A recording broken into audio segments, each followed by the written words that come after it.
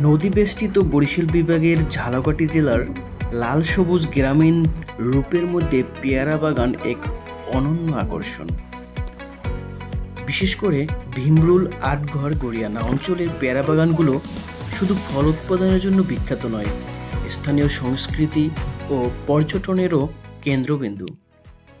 পেয়ারা মৌসুম বছরের জুন ও সেপ্টেম্বর মাস পর্যন্ত হয়ে থাকে, তবে বর্ষার পর অক্টোবর মাস ও নভেম্বর মাসের দিকে ভ্রমণ করা আরও সুবিধাজনক। বরিশালের চৌমাথা থেকে লেগুনার মাধ্যমে সরাসরি পেয়ারা বাগান যাওয়া যায়। এখানকার মানুষগুলোর প্রধান জীবিকা হচ্ছে বাগান থেকে পেরে পেয়ারা বিক্রি করা এবং পর্যটকদের নিয়ে নৌকা ভ্রমণ করা। স্থানীয় কৃষকরা সকাল থেকে বিকেল পর্যন্ত বাগানের যত্নে ব্যস্ত থাকেন। পেয়ারা পাড়া, বাছাই করা, পেয়ারা প্যাকেটজাত করা, তারপরে বাজারে হাটে বিক্রি করা।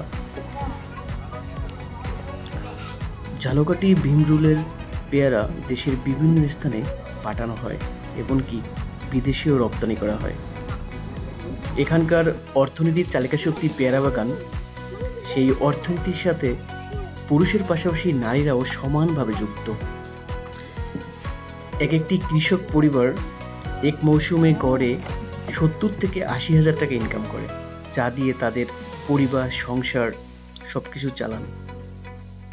পেয়ারা বাগান ভ্রমণের অন্যতম আকর্ষণ নৌকা ভ্রমণ। একজন মাঝি ঘন্টার বাবদ 200 থেকে 300 টাকায় পেয়ারা বাগান ঘুরিয়ে ঘুরিয়ে দেখান। নৌকা ভ্রমণ করতে করতে তাজা পেয়ারা খাওয়ার মজাই আলাদা।